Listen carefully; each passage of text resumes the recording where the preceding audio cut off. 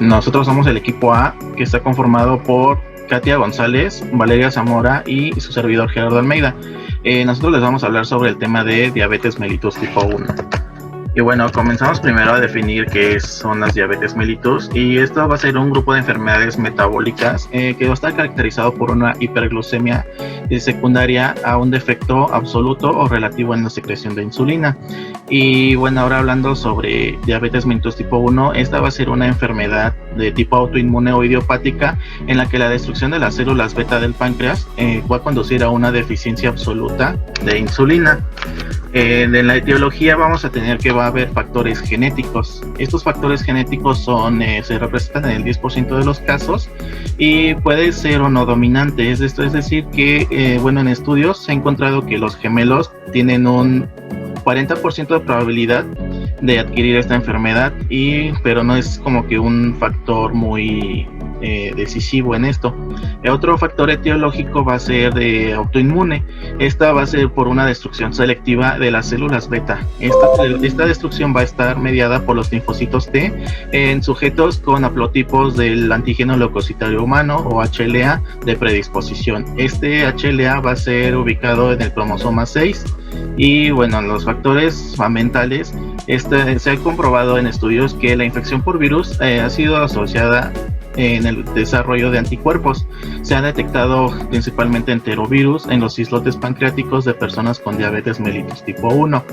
Y otro factor etiológico, tenemos que la introducción temprana en la alimentación de la proteína de leche de vaca también es un probable desencadenante de la autoinmunidad en diabetes mellitus tipo 1. Y bueno, la mayoría de casos de diabetes mellitus son el resultado entre estos factores ambientales y estos factores genéticos.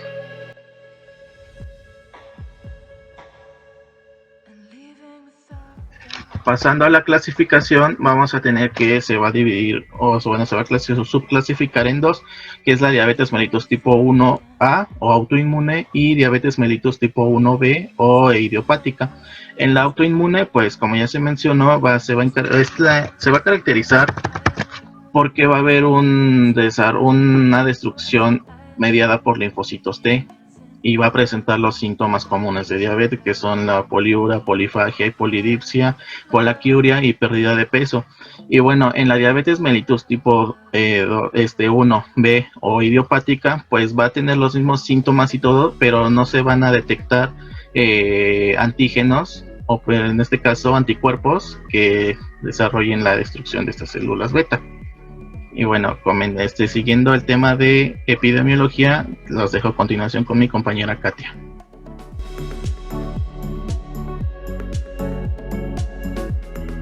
Y bueno, continuando con la epidemiología, vamos a tener que 1 de cada 11 adultos, representando de 20 a 79 años, tiene diabetes. Esto representando en el mundo de 463 millones de personas. Y bueno, también es importante señalar que 1 de cada 6 embarazadas, representando casi 20 millones, está afectada por hiperglicemia. Y bueno, también este es un problema mundial, ya que el 10% del gasto sanitario se dedica a la diabetes, representando pues el gasto total de 760 millones de dólares. Y bueno, también por otro lado, una de cada dos personas no está diagnosticada pues de diabetes.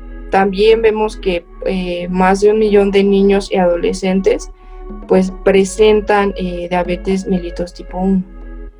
Bueno, también hay proyecciones que, por ejemplo, en América del Norte y en el Caribe ahí va a haber un aumento, no va a ser tan significativo. Sin embargo, pues si lo vemos a nivel mundial, pues sí hay un gran aumento, en vez de que exista una disminución, hay un gran aumento mundialmente. Y bueno, por otro lado, también tenemos los mayores países con número de personas con diabetes. Y entre el primer lugar lo tiene China, el segundo lugar India, por otro lado está Estados Unidos, asimismo Pakistán, Brasil, y nosotros somos el 6º lugar. Y bueno, en el 2019 contamos con 16.8 millones de personas y se proyecta hacia el 2030 que pues vamos a tener un aumento de 17.2 millones. Y también se creó otra proyección en el 2045 que pues nuestro país representa 22.3 millones. Y bueno, pasando al tema de fisiopatología.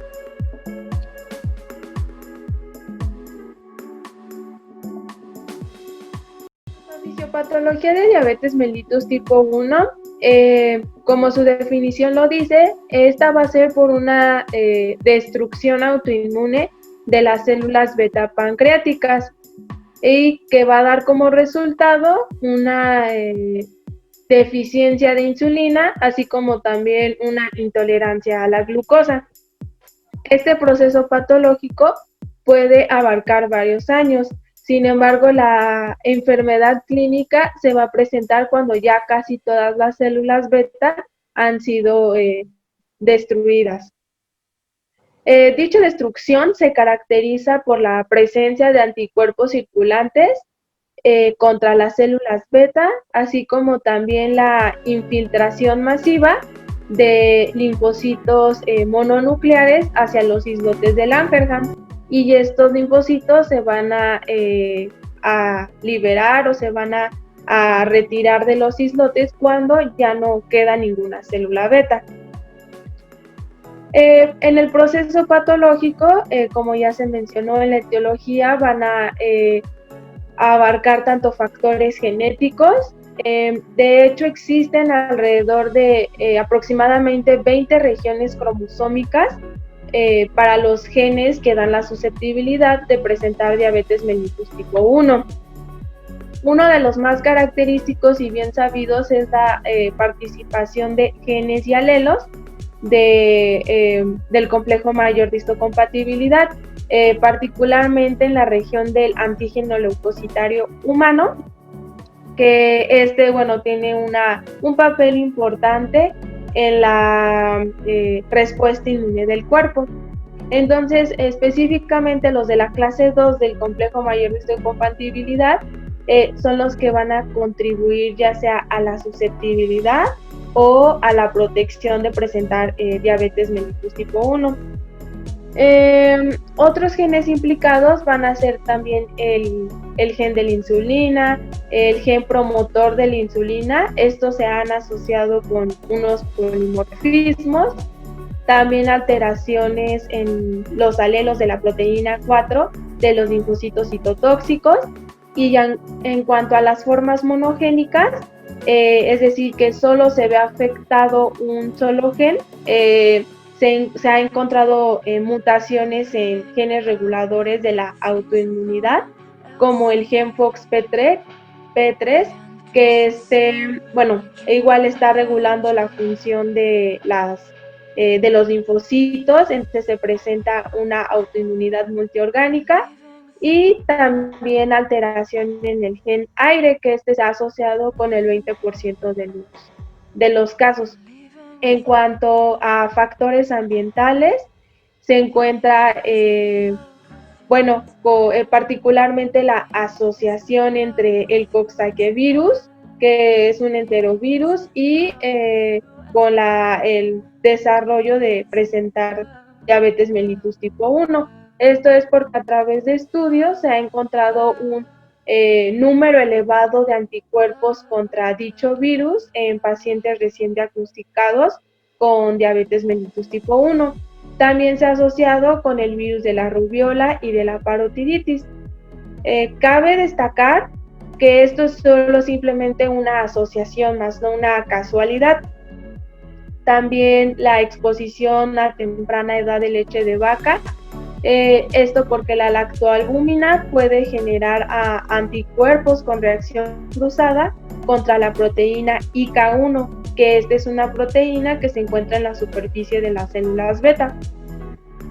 También un último factor ambiental puede ser la vitamina D, esto porque a través de igual forma de estudios se ha visto que en pacientes recién diagnosticados tienen tienen disminución en dicha vitamina, y ya a través de igual de estudios con humanos se ha visto que un aumento en esta vitamina puede llegar a disminuir la susceptibilidad de presentar este tipo de diabetes.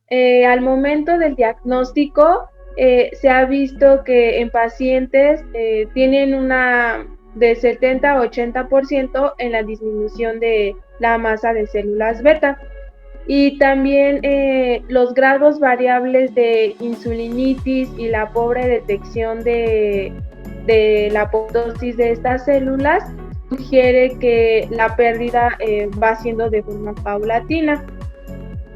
Hay que entender que la apoptosis es un proceso altamente regulado que se activa o modifica ya sea por señales intracelulares o extracelulares. Dentro de estos puede ser la expresión de genes apoptóticos, antiapoptóticos, cascadas de fosforilación y por diferentes valores de ATP. Entonces, en general, cuando la célula beta se expone a citocinas liberadas por macrófagos activados, se va a inducir una cascada de respuestas intracelulares con producción ya sea de proteínas proapoptóticas. Dentro de estas se ha relacionado con el factor de necrosis tumoral, con interferón gamma, con el factor de transcripción nuclear NKB y a su vez también si las mitocondrias y el retículo endoplásmico se exponen ya sea a niveles altos de óxido nítricos, entonces se genera un daño mitocondrial, un estrés, y también puede hacer microarreglos en los genes, lo que va a dar a una apoptosis temprana de la célula beta. En cuanto a la respuesta autoinmune, los autoanticuerpos relacionados con la destrucción de células beta pueden estar presentes hasta varios años antes del inicio clínico de la enfermedad. Son excelentes marcadores para conocer el riesgo de la enfermedad. Por lo tanto, en sujetos que están genéticamente susceptibles y si en algún momento se exponen a un factor externo, puede desencadenarse el proceso autoinmune y que se desarrollen los autoanticuerpos. Dentro de los principales están los anticuerpos contra las células de los islotes, anticuerpos antiinsulina, anticuerpos contra la descarboxilasa 65 o GAT65, que estos últimos dos anticuerpos se encuentran hasta en el 90% de los casos. Y bueno, la insulina también es un otro antígeno anticuerpo bien caracterizado de la diabetes tipo 1, que se encuentra en el 50% de los casos. Y bueno, en todo este proceso autoinmune se considera la participación de los linfocitos TCD4 y los linfocitos T citotóxicos CD8. Los linfocitos TCD4 se relacionan con que estos son los que activan la respuesta autoinmune, y por el otro lado los linfocitos TCD8 son los que se encargan como tal de la destrucción de las células beta.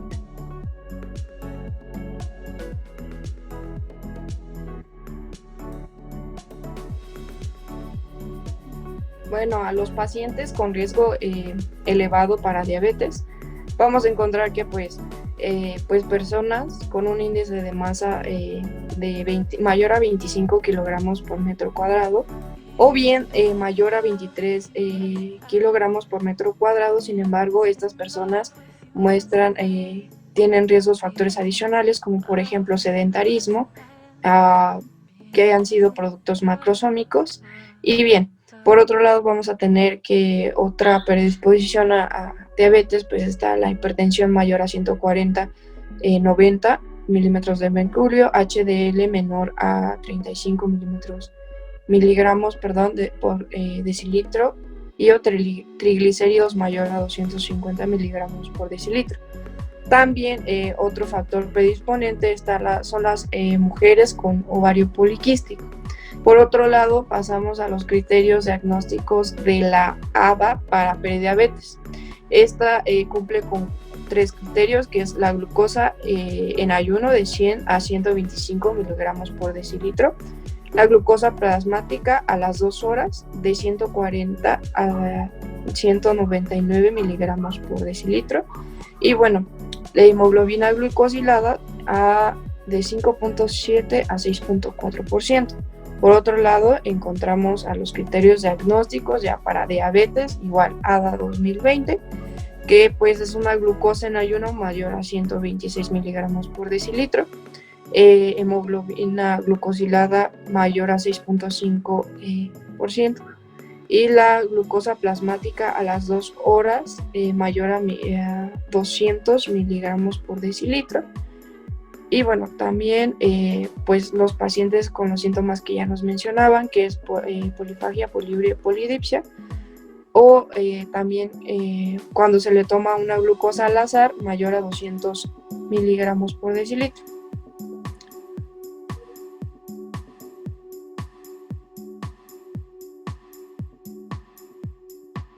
El tratamiento inicial en los pacientes con diabetes mellitus tipo 1 será una terapia insulínica.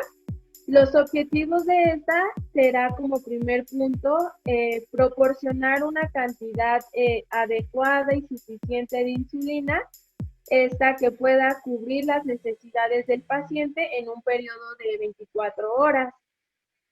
También será proporcionar bolos de insulina mayores que estén sincronizados con los efectos. También en caso necesario de hacer ajustes y correcciones cuando sea necesario que se disponga. Esto, bueno, dependerá mucho del compromiso del paciente y de su autocontrol. También será minimizar la fluctuación de glucosa sanguínea y evitar complicaciones, ya sea como hipoglucemia o hiperglucemia. Y bueno, a largo plazo y corto plazo será alcanzar las metas metabólicas. De acuerdo a la guía de práctica clínica, nos recomienda los sitios de inyección, como principalmente el abdomen, nalgas y muslos, que no, bueno, teniendo en cuenta que no se vayan a ejercitar. La parte superior del brazo, básicamente que es músculo deltoides, no se recomienda debido a ya sea a un riesgo de una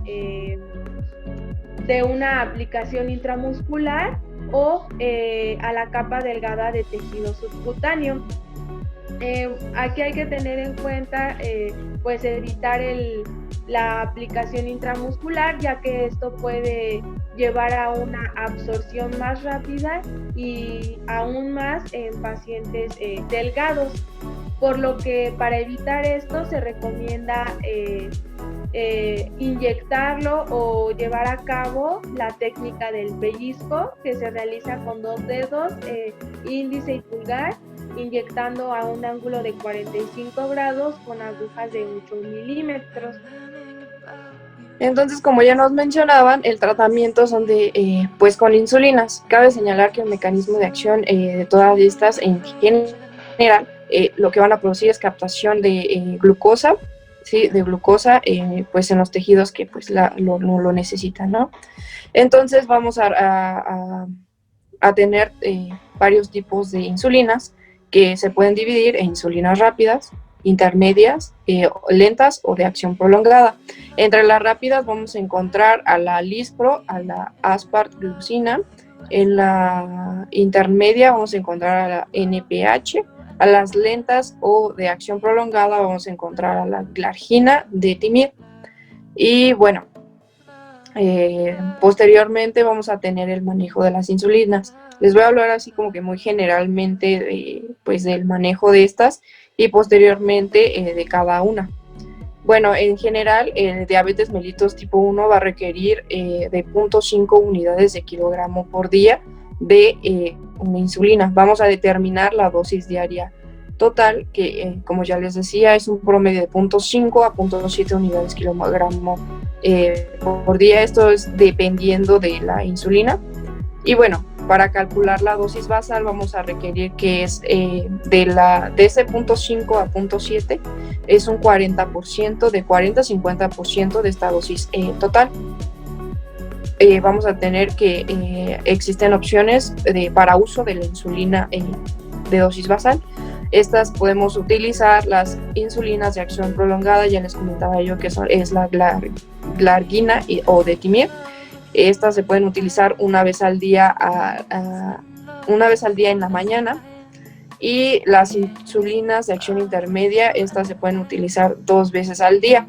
Por otro lado, bueno, para calcular la dosis prandial, esto va a ser la dosis total diaria menos la dosis basal, y vamos a tener la dosis prandial, es decir, después de pues la comida, ¿no? Y bueno, aquí vamos a tener a las insulinas de acción rápida, y estas se pueden dividir en 3, que pues es desayuno, comida y cena. Estas tienen un requerimiento que se debe de consumir de 15 a 30 minutos antes de cada comida. También tenemos a la insulina regular. Esta se debe de dividir la dosis prandial en 2, y a esta se puede administrar antes del desayuno y de la cena. Y bueno, también para la corrección en general se puede agregar una unidad por cada 50 miligramos por decilitro. Y bueno, ya vamos a tener que las insulinas se va a referir como tratamiento de primera línea en pacientes, por ejemplo, embarazadas, en pacientes que pues presenten los síntomas, como ya dijimos, de poliuria y polidipsia, y bueno, también en cetoacidosis diabética. Bueno, ya pasando en general, bueno, particularmente a cada insulina, vamos a tener a las insulinas de acción rápida. Bueno, sus dosis y vía de administración, bueno, se va a administrar con los niveles de glucosa postprandial, y igual como ya les comentaba, es de 1 a 3 veces al día, igual 30 minutos antes de los alimentos. Va a tener ciertas complicaciones que pues en pacientes con nefropatía vamos a tener que medir la glucosa capilar y pues ver la dosis y cuál respuesta tiene. Normalmente tenemos que vigilar el riesgo a hipoglucemia con un factor, una tasa glomerular menor a 7 mililitros por minuto. Y bueno, pasando a la insulina de acción intermedia, la NPH, vamos a encontrar que esta requiere de una dosis de 0.3 a 0.7 unidades de kilogramo por día. Aquí esta se aplica 2 veces. Su dosis limítrofe, es decir, su dosis límite, va a ser de 1 unidad. Y bueno, esta, como ya nos mencionaban, es de aplicación subcutánea, y no hay problema si se administra o no con alimentos, ya sea previo o después. Vamos igual a tener las mismas complicaciones. Hay riesgo cardiovascular, riesgo de insuficiencia cardíaca, pero estas van a ser neutras. Y igual no se va a recomendar en pacientes con una tasa de filtración glomerular menor a 30. Y bueno, si pues nos encontramos con estos pacientes nefríticos que tienen esta tasa, vamos a cambiar la insulina de acción intermedia por la glargina en caso de que el paciente presente una tasa de filtración glomerular menor a 45 mililitros.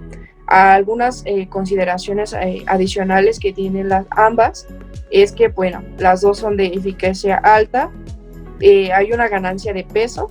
Además, pues obviamente estas causan hipoglucemia y cabe señalar que estas dos no se pueden utilizar con sulfonilureas.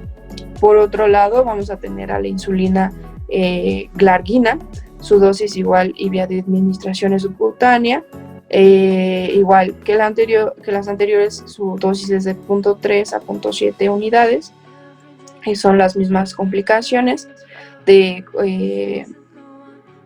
riesgo cardiovascular e insuficiencia cardíaca. Estas iguales van a ser neutras. Vamos a tener que vamos a vigilar el riesgo de hipoglucemia con nuestros pacientes que tengan la tasa de filtración glomerular a 30, y bueno, cabe señalar que su dosis limítrofe es de 1.5 unidades kilogramo al día. Las anteriores es de una unidad nada más, y esta podemos utilizar de 1.5 unidades. Y bueno, sus consideraciones, igual también hay una ganancia de peso, igual causa hipoglucemia y tiene una eficacia alta. Sin embargo, en menores de edad y en adultos mayores se puede administrar inmediatamente después de los alimentos. Posteriormente a la insulina lispro vamos a tener que la dosis se va a determinar con los niveles de glucosa postprandial. Vamos a tener que la administración igual es subcutánea, va a ser de 1 a 3 veces al día, 5 o 10 minutos antes de los alimentos, a excepción de adultos mayores y niños, que otras van a ser casi las mismas complicaciones que los anteriores de compromiso cardiovascular e insuficiencia. También esto nada más tiene también igual eficacia alta, ganancia de peso e hipoglucemia. Por otro lado, la insulina mixta o insulina lisproprotamina 75-25, esta se debe administrar de una dosis de 0.5 a 0.7 unidades de kilogramo por día, y se deben de aplicar 2 veces. Su dosis limítrofe es de 1 unidad kilogramo al día, igual su aplicación es subcutánea, y se debe de aplicar de 5 a 10 minutos antes de los alimentos. Y bueno, estas igual van a tener una eficacia alta, igual ganancia de peso, solo que se debe de ajustar con el monitoreo postprandial, y esta se debe de dividir en una dosis total del 50% en el desayuno y el 50% en la cena, y vamos a administrar máximo 25 unidades por aplicación. Esta no se va a recomendar en pacientes frágiles, es decir, que no tengan un apoyo familiar o con riesgos de hipoglucemia. Por otro lado, vamos a tener las recomendaciones para el uso de esta insulina, que son estas. Se pueden mezclar la insulina NPH, la NPH, la rápida o lispro en una sola jeringa. Y también cabe señalar que no se debe de mezclar insulina glargina con una rápida o con insulina lispro. También se debe de fechar los frascos y evitar su uso mayor a 28 días, evitar la contaminación de los mismos. En caso, ya les mencionaba yo que estas pueden producir hipoglucemia. En caso de que la produzcan, se debe de administrar 15 gramos de carbohidratos cada 15 minutos hasta que se recupere o tener una glucosa capilar de 100 miligramos por decilitro.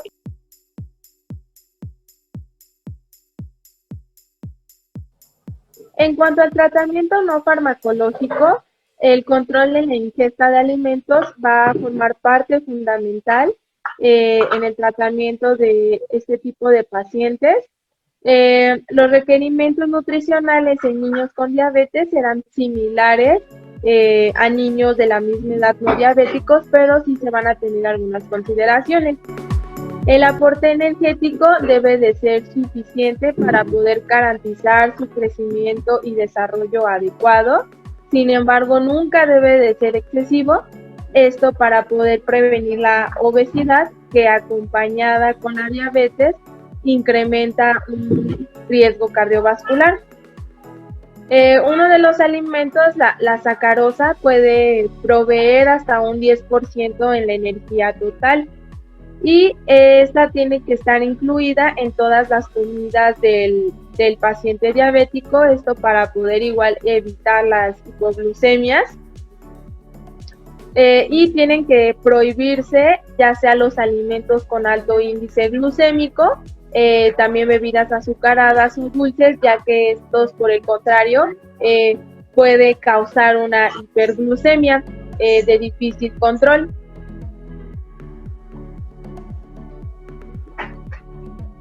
También debe de agregarse a la dieta el aporte de vitaminas, minerales y antioxidantes, esto igual para un correcto desarrollo, y es por esto que se recomienda por lo menos 5 porciones de frutas y verduras, ya sea en los niños y adolescentes con diabetes. Y también van a tener que considerarse que los carbohidratos deben de proveer el poco más del 50% en la ingesta diaria, y estos carbohidratos deben de ser altos en fibra. También la ingesta de grasas, estas va a proveer del 30-35% del total, considerando que grasas saturadas tienen que ser menos del 10%, también menos del 10% grasas poliinsaturadas, y se van a limitar igual un 10% las grasas monosaturadas. Finalmente, la ingesta de proteínas, esta va a proveer de un 10 a 15%. También el ejercicio físico regular va a formar parte del tratamiento no farmacológico.